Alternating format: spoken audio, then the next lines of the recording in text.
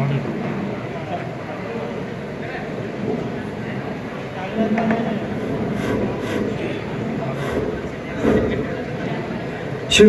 ಅಂತಕ್ಕಂಥ ಕವನವನ್ನು ವಾಚನ ಮಾಡ್ತಾ ಇದ್ದೀನಿ.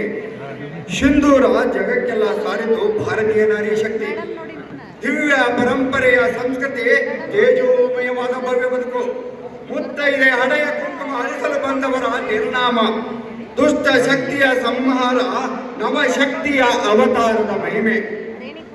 ಹೆಣ್ಣಿನ ಹಣೆಯ ಕುಂಕುಮ, ಕುಂಕುಮದ ಶೃಂಗಾರ, ಭಾರತೀಯ ನಾರಿಯ ದಿವ್ಯ ಸಿಂಧೂರ. ಅಂತರಾತ್ಮದಿ ಕುದಿಯುವ ಶಕ್ತಿ, ಶತ್ರು ಸಂಹಾರಕ್ಕೆ ನಿರ್ಧಾರ. ಭಾರತೀಯ ಪರಂಪರೆಯ ಹೆಜ್ಜೆ ಹೆಜ್ಜೆಗೂ ನಿಮ್ಮ ದುಷ್ಟ ಸಾಹಸದ ಇತಿಹಾಸಕ್ಕೆ ನಮ್ಮ ನಾರಿಯರ ಶಾಪ ನಿಮ್ಮ ಮಡಿಲಿಗೆ ನಿತ್ಯ ನಿರಂತರವಾಗಿರಲಿ. ಸಿಂಧೂರ ಸಂಸ್ಕೃತಿ ಅದುವೇ ನಮ್ಮ ಜೀವದ ಪ್ರಕೃತಿ.